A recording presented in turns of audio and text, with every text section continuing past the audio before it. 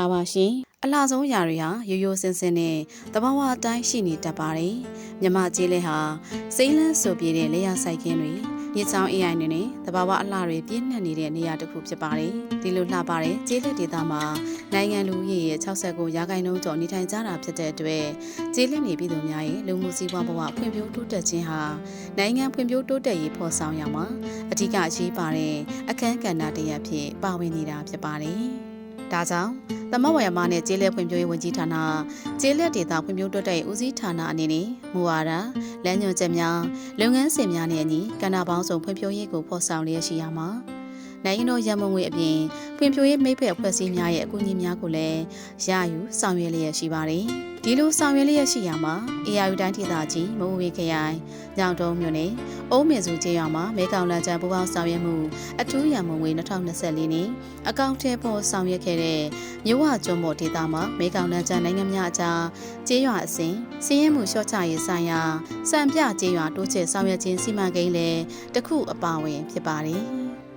ဒီစီမံကိန်းကို2024ခုနှစ်ဩဂုတ်လမှ2026ခုနှစ်ဩဂုတ်လအထိစီမံကိန်းကာလ2နှစ်ဖြင့်အကောင့်ထဲပေါ်ဆောင်ရွက်ခဲ့ပြီးဗတ်စုံဖွံ့ဖြိုးရေးစီမံကိန်းဖြစ်တာနဲ့အညီကျေးရွာရဲ့အခြေခံအဆောက်အဦနဲ့ပြည်သူ့ဝန်ဆောင်မှုဆိုင်ရာဖွံ့ဖြိုးရေးတွင်ရစုထောက်ပံ့ခြင်းနဲ့အသက်မွေးဝမ်းကြောင်းဖွံ့ဖြိုးရေးအသင်းဖွဲ့များခိုင်မာအားကောင်းစေခြင်းနဲ့လူမှုကာကွယ်စောင့်ရှောက်ရေးသဘာဝပတ်ဝန်းကျင်ထိန်းသိမ်းရေးနဲ့စွန့်ပစ်အမိုက်စီမံခန့်ခွဲရေးစတဲ့ကဏ္ဍအလိုက်လုပ်ငန်းများအကောင့်ထဲပေါ်ဆောင်ရွက်ပေးတဲ့အတွက်အခုခါမှာတော့ဗတ်စုံဖွံ့ဖြိုးတဲ့စံပြကျေးရွာတရွာအဖြစ်ဂုဏ်ယူစွာပေါ်ပေါက်ခဲ့ပြီးဖြစ်ပါတယ်။အုံးမြင့်ကျေးရွာမှာမင်းကောင်းလန်ချမ်းဆိုပြီးတော့စံမကျေးရွာပေါ်ဆောင်ခွင့်ရတဲ့ကြောင့်မလို့အများကြီးဝန်ဆောင်ပြပါတယ်ဗျ။စံမကျေးရွာဆိုတဲ့ခေါင်းစဉ်နဲ့အတူအခြေခံအဆောက်အဦလုပ်ငန်းများအသက်မွေးဝမ်းကြောင်းလုပ်ငန်းများပြည်သူလုပ်ငန်းများနဲ့ဒီပညာဖောက်ရေးလုပ်ငန်းများတဘာဝပေါင်းခြင်းထိန်းသိမ်းလုပ်ငန်းများကိုတက်ဆိုင်သူအားလုံးကဟန်ချက်ညီစွာနဲ့တရက်ကျော်လောက်ကန်ဆောင်ရွက်တဲ့ပုံမှာ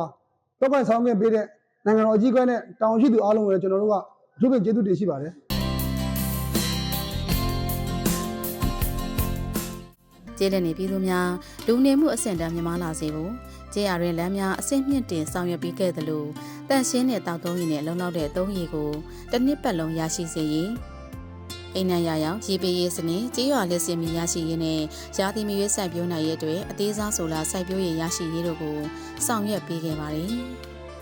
ကျေးရွာဘက်စုံသုံးခန်းမှတည်ဆောက်ပေးခဲ့ပြီးသတင်းအချက်လက်ဌာနထူထောင်ပေးခဲ့တယ်လို့ကျေးရွာရဲ့အဓိကတန်ဖိုးဝန်းကျောင်းလုပ်ငန်းဖြစ်တဲ့စံစပါးစိုက်ပျိုးထုတ်လုပ်ရာမှာအထောက်အကူဖြစ်စေဖို့လယ်ဧက413ဧကအတွက်ကုန်ထုတ်လမ်းကိုလည်းကျေးရွာပြည်သူများရဲ့တက်ကြွစွာပူးပေါင်းပါဝင်မှုနဲ့ဆောင်ရွက်ပေးနိုင်ခဲ့ပါတယ်။ဒီကကျွန်တော်တို့ရွာသားတွေဟာဆွန့်လန်းပွက်လန်းတွေကို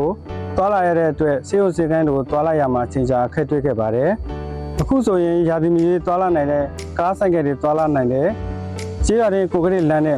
ကုန်ထုတ်လုပ်မှုကိုအစီအပြေစေတဲ့ကုန်ထုတ်လမ်းတွေကိုစီမံကိန်းကနေအကောင့်ထဲပေါ်ဆောင်ရွက်ပေးခဲ့ပါတယ်။အခုဆိုရင်လမ်းတွေဆင်းမြင့်တင်ပေးုံသာမကပဲမျက်စိမီလည်းရရှိနေပါပြီ။ကျွန်တော်တို့ရွာအနေနဲ့ရခင်ကပင်တော်သူတွေကတောက်သုံးရေကိုကျေးလက်ဦးစီးဌာနကဆောင်ရွက်ပေးခဲ့တဲ့ဝီသီတွင်းမရေကိုတစ်ပိုင်းတိုင်းသွားရောက်ခါယူသုံးဆွဲတာတို့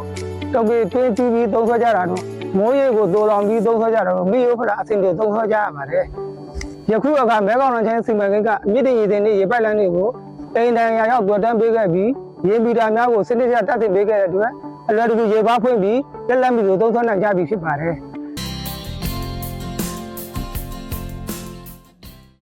ကျေးလက်နေပြည်သူများရဲ့လူနေမှုအဆင့်တန်းမြင့်မားရန်လိုအပ်သလိ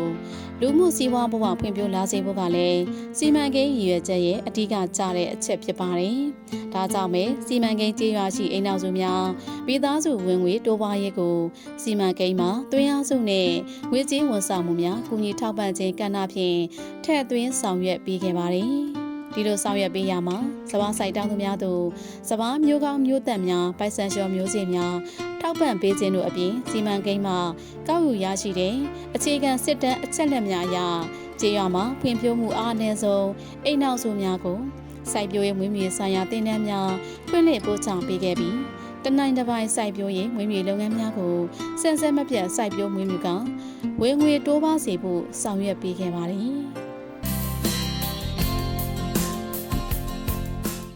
စီမံကိန်းဒီဇိုင်းအရာစီမံကိန်းကျေးရွာမှာအသက်မွေးဝမ်းကြောင်းဖွံ့ဖြိုးရေးဆိုင်ရာလုပ်ငန်းများကိုရေရှည်လည်ပတ်ဆောင်ရွက်နိုင်ရန် ဒေသနဲ့ကန့်ညီပြီးတစ်ဖက်တစ်လမ်းမှဝင်ငွေရရှိနိုင်စေဖို့နဲ့အမှန်တကယ်အသုံးချဆောင်ရွက်နိုင်ပေတပိုင်းတိုင်းစီးပွားရေးလုပ်ငန်းများဖွံ့ဖြိုးတိုးတက်လာစေဖို့အတွင်ဆက်ဆက်ဦးစီးဌာနများမှဤပညာပတ်မိုးမှုများရယူပြီးအခြေခံနှင့်အစင်းမြင့်အချုပ်ဆက်တင်တဲ့လူသုံးကုန်ပစ္စည်းထုတ်လုပ်ခြင်းတင်တဲ့တလုံးတို့အင်ဂျင်စက်ပြင်တင်တဲ့များကို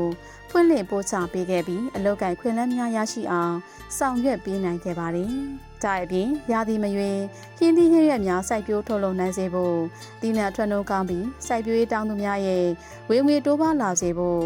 လိုအပ်တဲ့ဤပညာသင်တန်းများ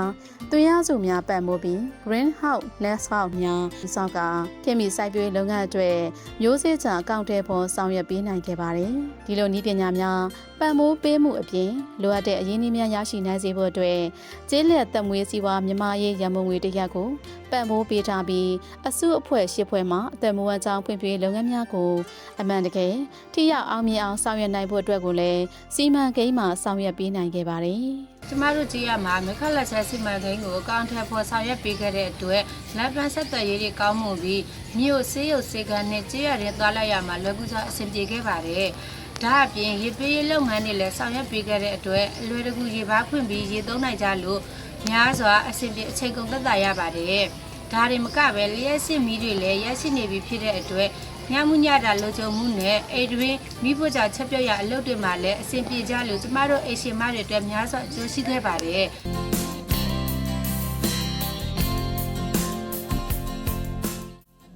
အသင်းဖွဲ့များခိုင်မာအားကောင်းစေခြင်းနဲ့လူမှုကာကွယ်စောင့်ရှောက်ခြင်းကဏ္ဍမှာ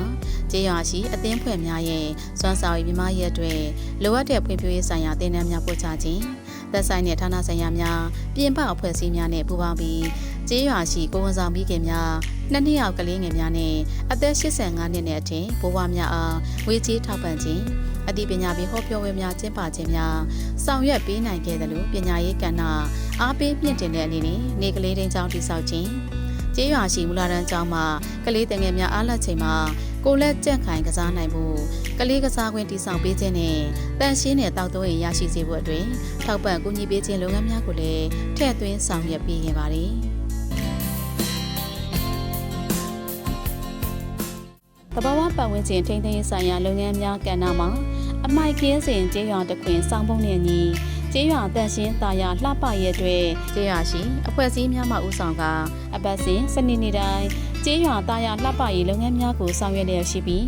အမိုက်ဆိုအမိုက်ချောင်းဘေးရန်ရရှိအမိုက်ပလတ်စတစ်အမိုက်စတာတွေကိုခွဲခြားဆွန့်ပစ်တဲ့စနစ်အလေးကျင့်ကောင်းများရှိလာစေဖို့အသိပညာပေးခြင်းအမိုက်ပုံးများထားရှိပေးခြင်းအမိုက်မီးရှို့ဆဲတိစောက်ပေးခြင်းများကိုဆောင်ရွက်လျက်ရှိတဲ့အပြင်ကျေးရွာမှာလိုအပ်လျက်ရှိတဲ့မီးတကြိုဆက်တိစောက်ပေးခြင်းနဲ့လမ်းဘေးဝဲရများမှာပန်းလာပင်များအရေးရပင်များနဲ့စိုက်ပျိုးထားပြီး